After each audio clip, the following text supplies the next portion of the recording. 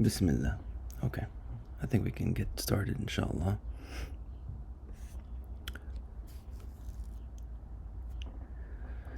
So welcome to another session of Lisān Lab. This is, I think, the third session. I think I mentioned last time that the subject that we were talking about would be pretty light, and I think the word I want to use really is intuitive. Often we're talking about linking abstract ideas with concrete ideas, and sometimes those are very metaphorical or poetic even, or sometimes hard to see without a little bit of guidance. Like, for example, with Ar-Rahman and the idea of the womb. But then we talked about Al-Malik, the idea of a king, or the idea of authority and ownership, and authority being linked to the idea of physically grasping something. It's a little bit more intuitive, so there's a little bit less room, I think, for reflection in those cases, because the ideas are very intuitive,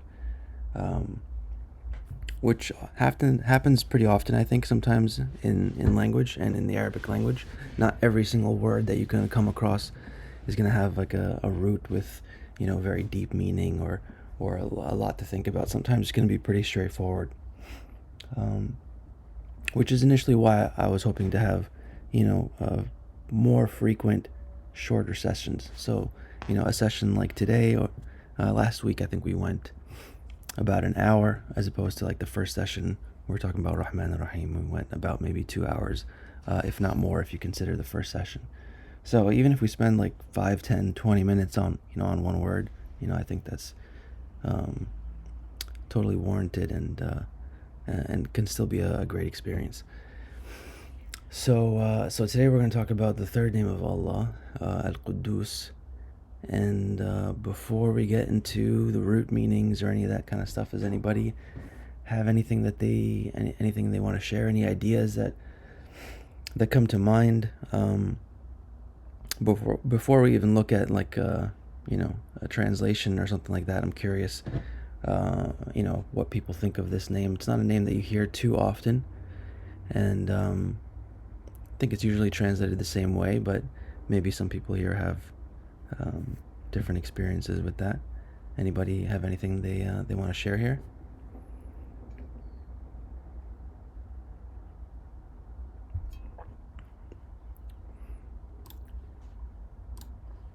Well, that's perfectly fine. I think one thing I can say about... Sorry, can I say something? Oh, yeah, go ahead, please. No, I wasn't thinking specifically about the name, but just like when I think about it, like something that came to mind is usually we add, for instance, when we're talking about the Sheikh Al Akbar, always talking about a wali, we'll say قدس الله سره. And yeah, that just came up for me. I was like thinking about how, I mean, I'm just curious to know about what exactly that means, like metaphysically, like how it links to Qudus. And I mean, like, there's this general sense of like purification, but I don't know much about like what it actually means and what that means about the sir, whether that's the inner secret of the heart or the secret of the body. Yeah, that's all. What was the phrase again? قدس الله سره, you said? Yeah, it's like a common phrase that people add to, like, when people say, for example, if someone's passed away, like, rahimahullah, or Allah yarhamhu, like, if there's a wali, you say, like, Ibn Arabi, قدس الله سره. Oh, okay. Yeah, I think I have heard that maybe once or twice, but probably not a very common saying. I think the one thing that strikes me about this name of Allah is it's one of the only names I think has like a little bit of a relationship to like Christian theology within the Arab world. So as an Egyptian American, I've come across some Coptic or Christian Egyptians, or Arabs in general, and I think this root or this Arabic word is often used to describe God in the Christian faith too. Um, and in English, you see here the all holy, the absolutely pure. So there's different ways to kind of think about it. I'm curious here. I think everybody here is an Arabic speaker. So I'm curious how you guys think of it, because being an Arabic speaker but born in America, I probably never came across this word um, in Arabic before I came across it translated. So yeah, okay. So Ruh al Quds, is that how Arabic Christians call the Holy Spirit, Zinira, or sorry, I'm not sure who said that in the chat, but Oh, I don't know. I'm not actually Arab. Like it's not my first language, but I just studied it at school. And studied it academically. I don't speak spoken Arabic, but I only have Muslim Arab friends. So I'm not sure. But I mean, in the Quran, it says Ruh al-Qudus, وَأَيَّدْنَاهُ بِرُوحِ الْقُدُسِ. And so that's the Holy Spirit, which I believe Dr. Faris said is Jibreel alayhi salam. But yeah. yeah, they say Holy Spirit, right? So like if these, then I guess that's the translation of the root Qadasa. Um, yeah, Ruh al Qudus, yeah, in the Quran refers to Jibreel. Um, yeah, for the non-Arabic speakers here, if you've never came across this name, or if you have came across this name, I'm curious, what how it might have been translated for you, or how you might have been presented with it. My suspicion is most likely if you're a non-Arab speaker, you probably have not heard this name very very often. Oh, can I just say, I mean, for me, like I've heard it in the hadith, there's a hadith where it says that Rasulullah sallallahu alaihi wasallam in sujood as well as in ruku' he would recite Subuhun Qudusun Rabbul Malaikati wa Ruh.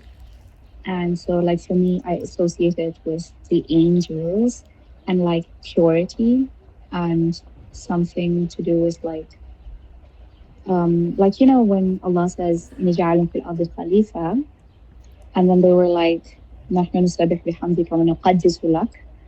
And I guess نقدس, it can also mean just like being devoted. So it's like their whole existence is like devoted to the dhikr of Allah, or to the tasbih of Allah.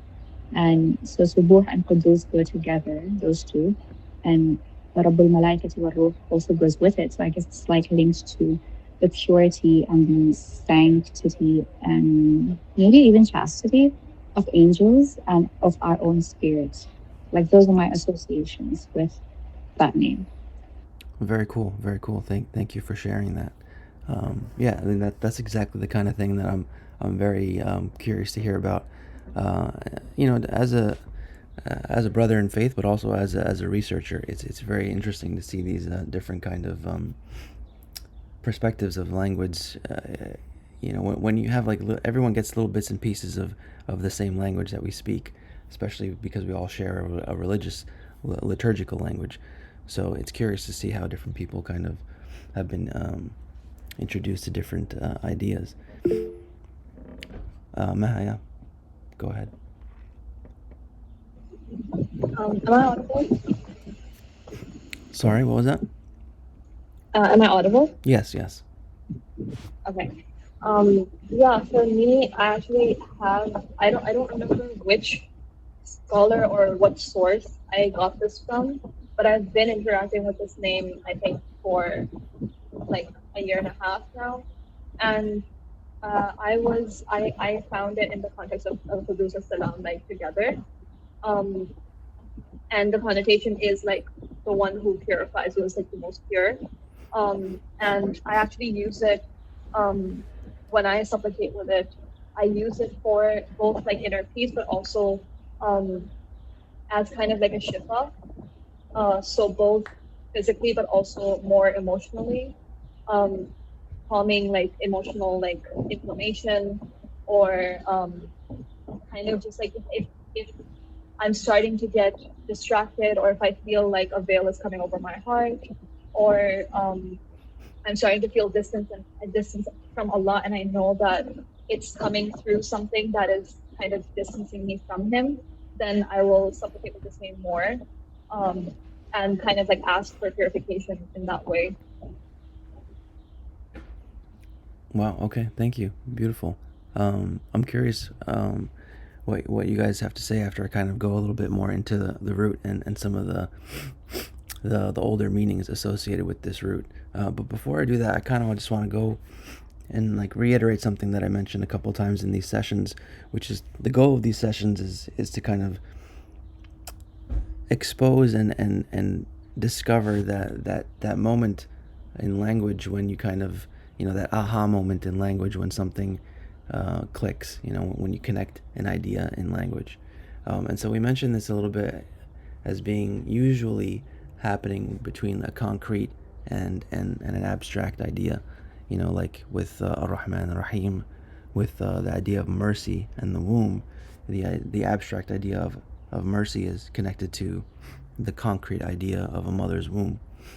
And then when we went to Malik, al-Malik, we saw that the abstract idea of ownership and dominion and authority, that's linked to an action, right? And the action of like physically holding something. And also the idea of a king. But, a king is also still kind of an abstraction, whereas physically grasping something, malaka biyadihi, right? To grab something with your hand, that's a very physical, concrete idea. So that's another way that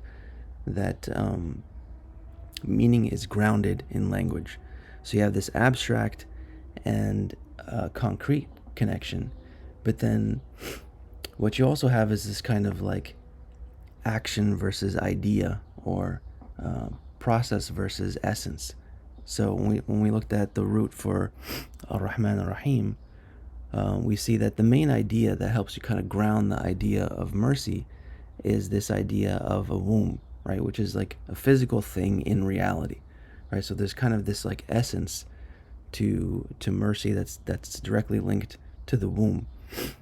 Whereas with Al-Malik, the idea of ownership and dominion and authority is more linked to a process. It's linked to an action.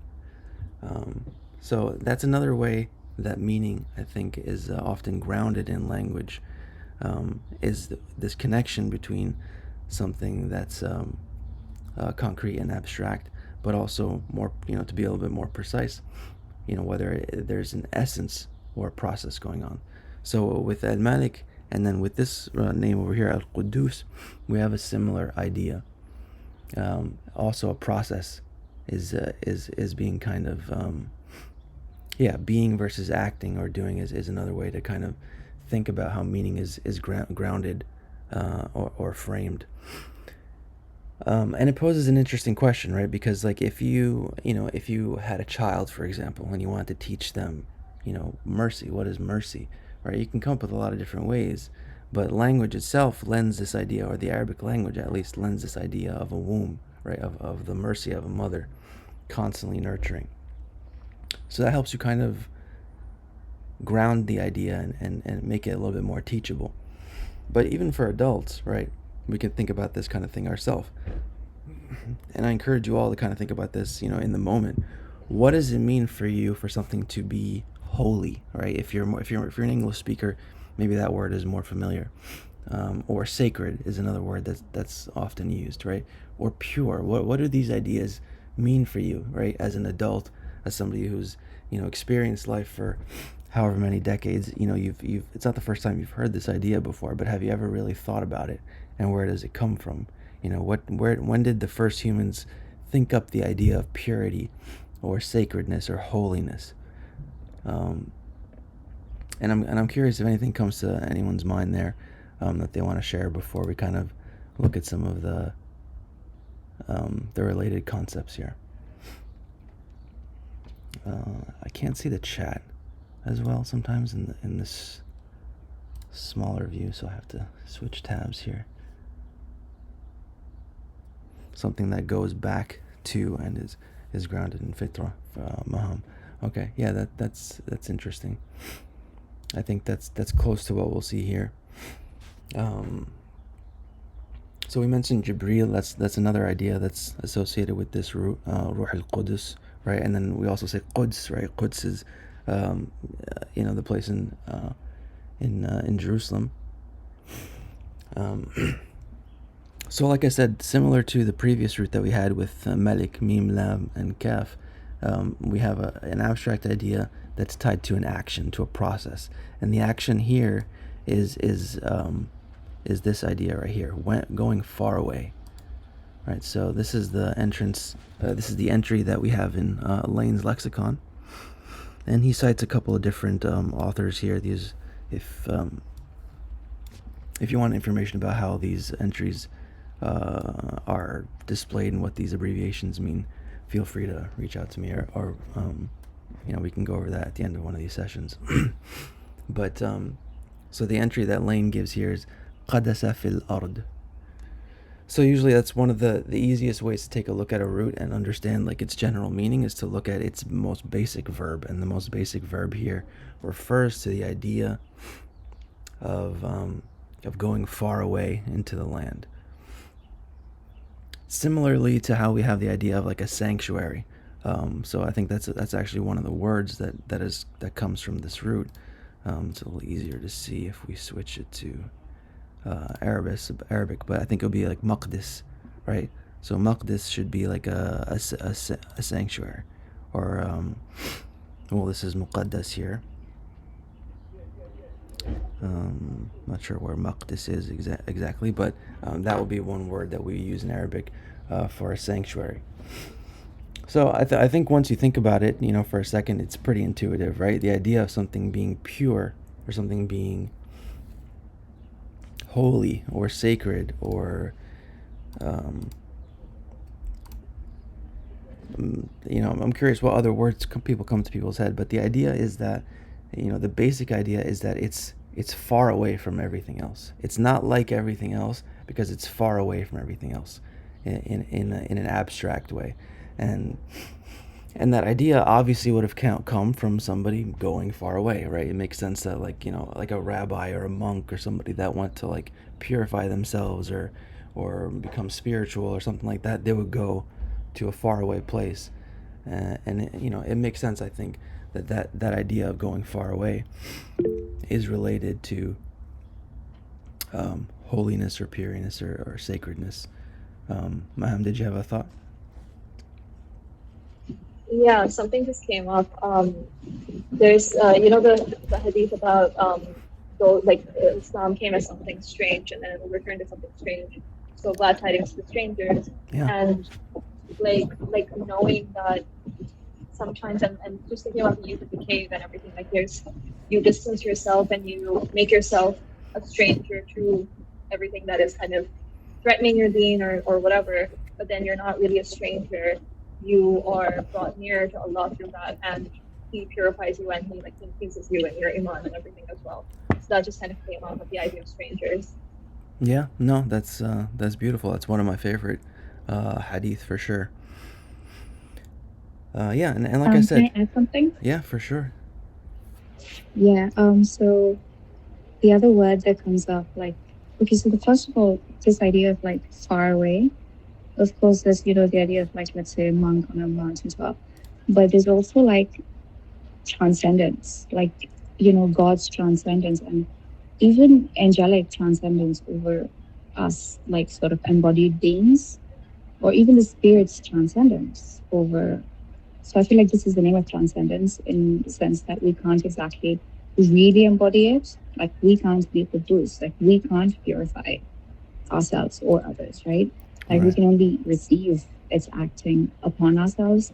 And the other thing it reminds me of, because you said what other words does it remind you of? It reminds me of tazkiyah, and that's also something that Allah says that zakku anfusakum. And it's you can't do that. You can pretend to do that. You can say that I'm pure from this or that, but we're not going to be, and we can't actually. It's we're incapable of actually embodying the name. I'm incapable. If someone's a sinner, including myself, but I can't make someone not, purified of their sins, and I can't make even myself purified of my own sins unless God does that. So that's really interesting in terms of how transcendent the going far away thing is. That this name is kind of far away from being embodied by human beings, if that makes any sense. Yeah. No, yeah, that makes perfect sense. And I think there is, I'd like to do a little bit more research about how the 99 names were more organized, who came up with it. I think it would be a good historical research. But there is a bit of a wisdom, I think, in the organization of the names, and I think we'll see in the upcoming sessions. And in anyone's study of language at a deep level, and especially Arabic, we'll see these ideas come up frequently. Um, in Arabic, another word that we use often is tanzih, right? So it's the idea of like, and I think Josh, he mentioned this recently in the post that he had about tasbih, right? About sabbaha, about what does it mean to do tasbih of Allah. And it usually translated or explained in Arabic as tanzih, right? It's moving Allah away, far away from anything else, right? Just putting him in a category that is separate and far away from everything else. And that's a common theme that I think we'll see within language, and this is part of my broader research, but it's a common common idea that comes up a lot in language, especially Arabic at a deep level. It's this idea of separation. It's this idea of cutting, and then also coming together. I think really, if you think about it in a very like philosophically abstract kind of very far removed sense, you can take any concept really and reduce it to one of those two things: separation or union. And that's what I think one of the things that one of the miracles of the Quran and the miracles of the Arabic language is that the beginnings of language are very well preserved in the Arabic language because of the Quran and because it hasn't changed for so long. And so very frequently you'll see when you look at language, especially Arabic, at a deep level, you see that these ideas come up very often. The idea of separation, but in different flavors, right? I think we'll see it even in the next week with salam, right? As-salam, the idea of, it might be surprising, but there's also an idea of separation in salam, and it comes up pretty often. One of my favorite examples actually is the word for story in Arabic, or one of the words for story. We say qissa, right? But that actually comes from the base meaning of the root for that word is qassa, which means to cut, right? Um, uh, and this often, you see this happen often in the Quran too, right? Even one of the words for the Quran, right, is al-furqan, which it means to separate. The word for fajr is for separating, but qassa literally means to cut. And it might seem a little strange. What does cutting have to do with a story? But if you think about it for a little bit, I think you can see how it makes sense, especially in our modern world, right? When we have social media and like stitches and stories on every platform, telling a story, building a story, writing a story. Often, what you're doing is cutting things up, right? You're cutting things up. You're putting them together, but you have to cut them up in a certain sequence first. So I think that's something that's really interesting to think about and kind of reflect on, is this idea of cutting and separation, which we see very often in the Arabic language and very often with certain Islamic concepts, which I hope we'll get to explore soon, inshallah. Zanira, please go ahead. Yeah, that actually also reminds me of what Maham said in the beginning about like purity and fitra. Fatara also means to split, right? So that's also like it's sort of cutting or separation. Like, or breaking the fast for good. Right, exactly. So yeah, and then but the other thing was, I was just looking at this and it says vessel. I have some vague memories. I think I'm not exactly sure, but I feel like once I was in a class about the names, and we talked about one name, and I feel like it was Qudus, but please correct me if I'm wrong, but it had a sense of like source, being the source of water, like being the place where you go to seek water. I don't know if it was Mujib or Qudus. And I just looked here about how, like, it says went far into the land. Sometimes you would have to do that, especially in the desert, to get water. And I just saw that it also says vessel, and and that you said it's kind of generally associated with Christianity, and you know how they use what's called baptizing, um, to cleanse, and like which is a Qudusi action, I guess. So I was just wondering if that, yeah, someone who purifies themselves. So yeah, I was just wondering if it has that sense of like being linked to being a source of water. I'm not sure about the water reference. I was having a conversation with somebody recently, and they mentioned something about that and talking about the name Samad. So maybe that could be. Off the top of my head, I don't know. But yeah, I mean, there is a word here that comes from the root. It looks like it's qadasun, which means a vessel of some sort that's used to purify oneself. So yeah, there could be something there. I can definitely look into that, and see if we can kind of revisit it next week. It's always nice to be able to kind of connect each session to the Did you last. also click on cast? Sorry. Did you also click on cast to see like what the connection there is? Because I think cast and vessel are quite similar. Yeah. Yeah, this is qadus. Yeah, I never heard of this word, but it looks like it's also a vessel of some sort. Yeah. Yeah, so I mean that's fruit for thought for sure. There's maybe a little bit more information we can get here. Um, I think it was Yasmin or Jazz that sent me some links for Al Malik after that last session, from a lecturer on YouTube, um, and he had a wealth of information. So we can always keep the conversation going. I'll definitely look into some of these things and see if I can report back. But yeah, any other questions or anything like that related to that, feel free to keep the conversation going. But yeah, like I said, I think this, the ideas here are very intuitive. Something being pure or holy, being separated or very far away. I think very intuitive. So nothing, no harm in keeping the conversation short here. The only thing I wanted to add here was, I think we can always spend like just a little bit of time at least looking at the grammatical form of the word that we're looking at, or the linguistic item that we're looking at.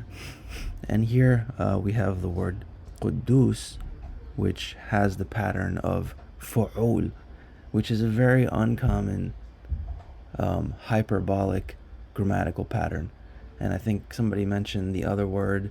I think it's the only other word in the Arabic language, at least it's the only other common word in the Arabic language that has this form, which is also used usually in combination with this word. So subuhun quddusun.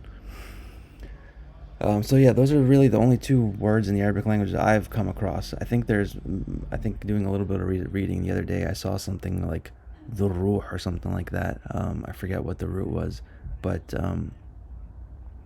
yeah, I don't think there are any other names that have this pattern of fu'ul. And like I said, very very few words in the Arabic language themselves have this pattern, and it's just an intensive pattern. It's a pattern of intensification, pattern of repetition, you might say.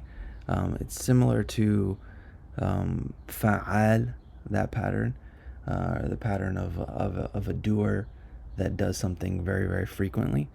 Um, Phonologically, a question might come up like, why don't we say qaddas? Why do we say quddus? Usually the answer is simply for it's just easier to say. So the Arabs would prefer whatever is easier to say. So usually that's the best explanation that you can get for why one pattern appears with a root over another one. Yeah. The only other thoughts I have on the pattern here are that, what I kind of mentioned in the chat a couple of weeks ago, which I think everyone can take with a grain of salt. Like I mentioned, because when you talk about meanings of letters and meanings of sounds, it can be very tricky. um, but one thing that I think we mentioned last week was that the sound is often associated in the Arabic language with reciprocity or duality, or something happening between two entities. We find it in the dual form in Arabic. We find it in other places where you can easily argue that there's two aspects, two things going on here. And then in Arabic we really only have three vowels. There's different shapes, and you can kind of expand them a little bit. But all languages really you can kind of reduce to three vowels. And I think those vowel sounds, they reflect something in the mind, and there's different ways to think about it. It's not exactly science. It's a bit of art and science. But one of the ways that I like to kind of think about it is that the a sound is kind of the most abstract, just at the attention level, whereas the e sound is a little bit less abstract and more to do with like thought and time, and then the oo sound is the most physical of the two. So that's just some fruit for thought there, because it is a rare pattern that you don't see very often, as opposed to like rahim, fa'il, or even fa'al. Those are intensive forms that we see very, very often, whereas Quddus is a bit unique. Yeah, that's all I have, I think, on this route. One thing I So, thought of. I just wanted to clarify. Yeah. Are you saying there's only Subuh and Qudus are like the only words that we know of with this pattern, or like names? I'm saying that the vowel pattern that we see in this word is very rare. It doesn't happen very often. So let me maybe try and put it this way. So like if you take the word for Right. No, I understood that, but Oh. I'm saying, are you saying that as far as we're aware, Subuh and Qudus are the only two words in the Arabic languages, in the Arabic language that have this pattern, or the only two names of God? Oh, they're Like, definitely do we know other Arabic words they're that are in this pattern they're definitely the besides only. Subuh and Qudus? They're I'm 99% sure that they're the only two names that have this pattern. And I don't think Subuh is actually included in the 99. I'm not 100% sure about that, but I'm pretty sure it's not, because usually Subuh and Quddus are together. I could take a quick look here. This is the list of 99 names that I have. I'm pretty sure it's not in the standard list, and I'm pretty sure it might be in the Quran. I'm not sure. Actually, that's something we can check relatively quickly. Yeah, but I'm saying, are there other Arabic words, like words in the Arabic language, that are for all? Very, very few. I think I think if you click on the root here, I think there's a little bit of a discussion on it in the entry, or it might have just been right here. Yeah, so he mentions a few, but they're very rare words. I don't know what they mean. So he says originally it's fa'ul with a fatha on the first letter. So some words are safud and kalub, and there's subuh and qudus, and dhuruh. Yeah, is the other one that he mentions, dhuruh and furuj, which are, if they are, I mean, they're in this dictionary, so, and they're reported by, I think, two different lexicographers. So there are other words, but like I said, that's only four, I think. So it's a very, very uncommon form, which I think makes sense. That's crazy. Yeah, it is. Now that I didn't think about this until just now, actually, but the fact that it's a rare form sort of like lends to the meaning itself, right? Because the meaning is about something being far away from everything else, something being separate from everything else. So subhanallah, I think that's another layer of meaning that we can kind of see there. Yeah, cool. But in terms of meaning, also there's this one other name that kind of relates, I find relates to this, and that is al-bari, because it's also, I feel like it's also about separation in a way. Like, if you, in Yeah. terms of, if you say bari, like, I think Ibrahim alayhi salam said, "Ana bari'un mimma yaf'alun," or something like that. Yep. Like, he was separating himself from them. But at the same time, it's about purity and innocence. Like, innocence is something that also, goes with purity, right? Like, it goes hand in hand. Like, children are pure and innocent. Angels are pure and innocent. Prophets are pure and innocent, I guess, to some extent. And so there's like, but it's also a name of separation. And in terms of like, yeah, like being cleared from a sin or from a blame, or from a, what's it called? Like in this context of like law, if someone is buddy, they're like, yeah, basically like declared innocent of whatever they were charged with doing. But it's also like, but bara'a, as in like the pure innocence that God created all of bari'a with. So there's like this original, yeah, I guess it's the opposite of original sin. It's like original innocence. Yeah. Yeah. No, that's very beautiful. Very true. Yeah, I think it's a very powerful idea when you really think about it. The idea of union and separation as being like the two fundamental like operations or senses, even, in the human mind, right? Like you can really kind of reduce everything that you do, everything that you think, you can really reduce Islam really to in a lot of ways, like, you know those two ideas, separating yourself from everything that displeases Allah, and bringing yourself closer to everything that brings us closer to Allah, and His Messenger. Alayhi but yeah, we'll definitely come across this concept of separation and union over and over again in the Arabic language. Definitely with the name of Al-Bari, and a few other names that I can remember off the top of my head. But yeah, there's 99 names, and I'm sure we'll come across that idea very frequently.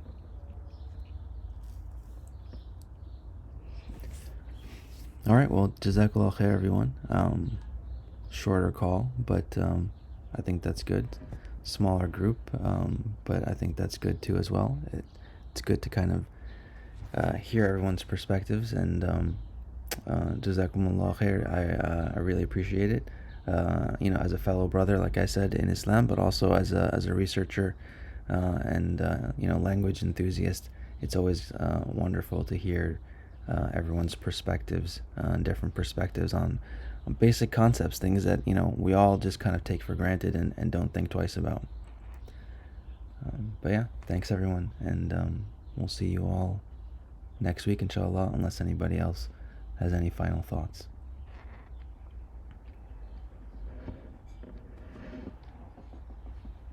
Jazakallah khair. Assalamu alaikum. Why, yeah. Assalamu alaikum. Wa Sorry, I alaikum just assalam. wanted to, if it's possible before going, I just wanted to know if the rare form that exists in Arabic, is there a near equivalent in English for it?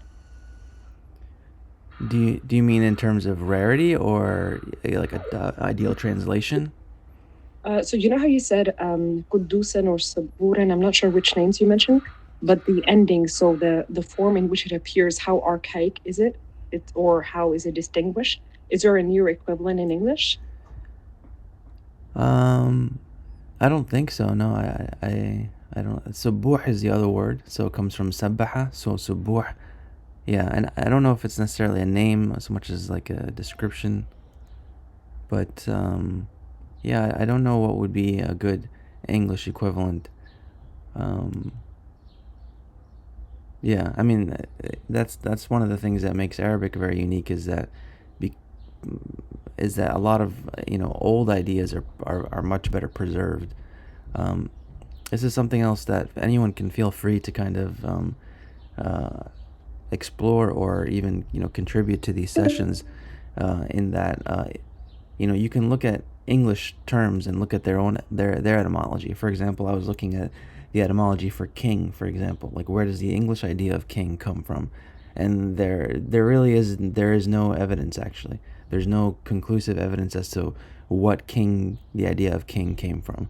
So that's also one of the the beauties and the benefits of the Arabic language, and the power of the Quran in preserving the Arabic language is that we have access to these old ideas, whereas the idea of king must have come from somewhere. I think what I saw in maybe etymology online or something like that was one speculation was the idea of like wholeness, right, or the idea of like something that you know is not incomplete, right? But again, there wasn't any clear source or reference that could kind of explain that idea. So that's one of the reasons why we focus on the Arabic language, not just because it's the language of Islam or anything else. Is it because even scientifically, really, it's just better preserved than any other language, and so older ideas are better preserved than in any other language.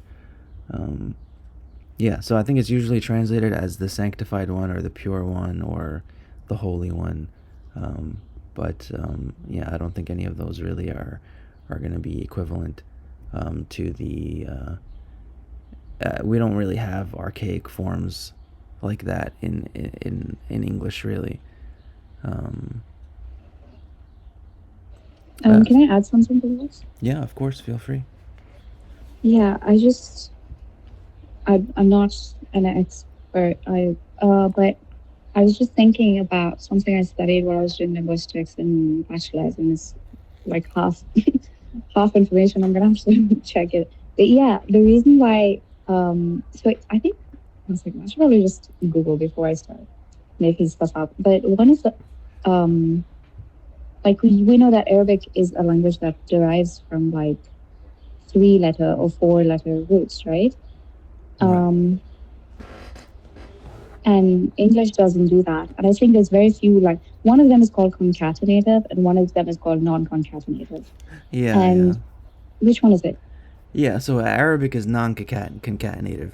It's kind of a Right. weird, like, Western linguistics way of in Arabic linguistics, we don't really think about it that way.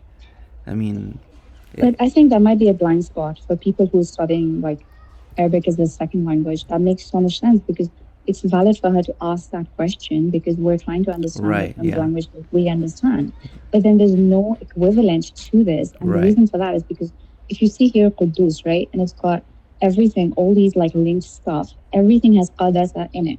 But if in English you go and you say holy, pure, innocent, those have nothing to do with each other. Right, yeah. Like none of the consonants in those words have anything to do with each other. Yeah. And that's because English is, I guess, it's a concatenative language and it doesn't use 3-letter or 4-letter roots with like vowels inserted in between them to signify certain things. So that's why, like, Qudus, for example, if you want to say liar in English, you just say liar.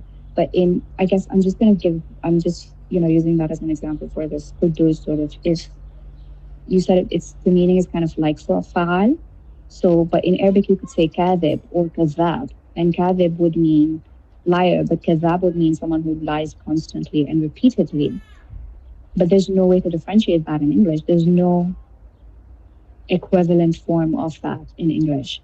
And then the same way with giver, like wahab is translated giver. That's not what it means. Wahib is also a name, and then there's no way to like translate that. And then there's also like one thing that I wrote a paper about was causatives. English doesn't have causatives. For example, like eat, like not eat, sorry. Let's say adhaka, right? To laugh or Right. to make. أنه هو أضحك وأبكى. Right. He's the one that makes you laugh and he makes you cry. Right. And the root of it is ضحك. So ضحك Right. means to laugh and adhaka means to make someone laugh. And in Urdu, I think we have 3 levels, or I think even in Arabic, you can have maybe 3 levels of causation. We would say hasna, hasana. Haswana is not something we would say, but in the same thing with like kill, like to die versus, to be killed. But in English, you would just say die and kill. Like there's no link between the causative form of the verb and the actual doer form of the verb. But in Arabic, there is. So there's no way you can like translate this concept into English and be like, what's the equivalent form? So like, it's like you really need to get into the linguistics of Arabic itself because it's just so unique. MashaAllah, very, very beautiful point. Very difficult point to really articulate, actually. And thank you, Zanira, and thank you, Asmat, was it? Sorry, I forget who it was. For for providing that perspective, because your question confused me at first, really, because as an Arabic speaker, as a native Arabic speaker, even though I didn't learn a lot of this stuff growing up, I didn't go to like a traditional Arabic school. I'm mostly self-taught, but even just being a traditional or a native Arabic speaker, or Egyptian speaker, that kind of question threw me off because, yeah, you don't have, like, morphology does not work the same way in English as it does in Arabic at all.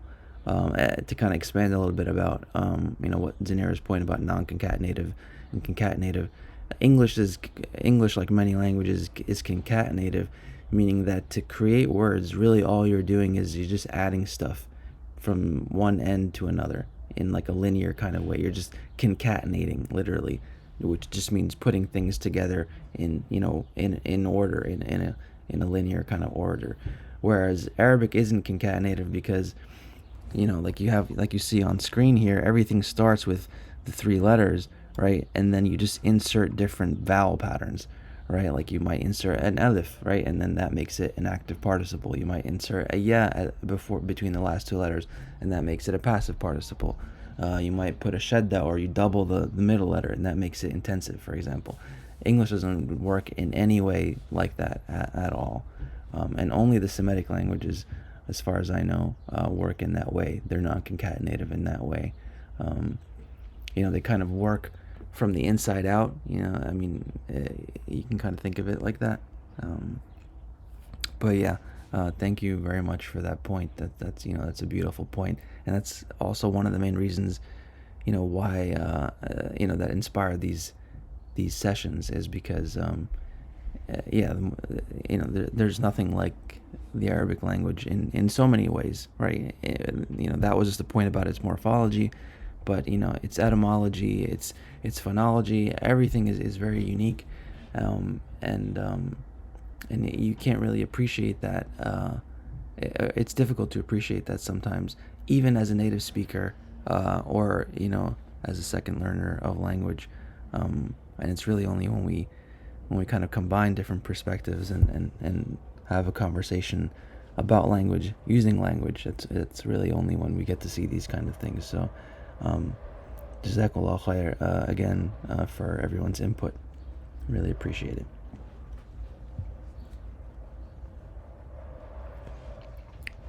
Any final thoughts? And of course, if something comes to you in a few... For answering the question so beautifully in the lab with people, Zinara and Brother Omar. That was very helpful to hear. Jazakallah. Yeah, thank you again for sharing. And feel free again to keep the conversation going in the chat, or on the YouTube channel when I post the recording, inshallah, wherever you guys feel most comfortable. And yeah, I think we can call it here, inshallah. Jazakumullah khair again, and see you all next time, inshallah. Salam. Assalamu alaikum.